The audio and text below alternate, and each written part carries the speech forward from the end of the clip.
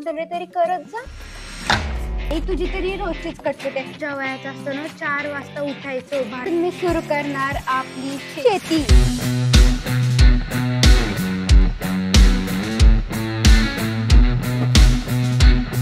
बघताय ना मी किती काम करतेय।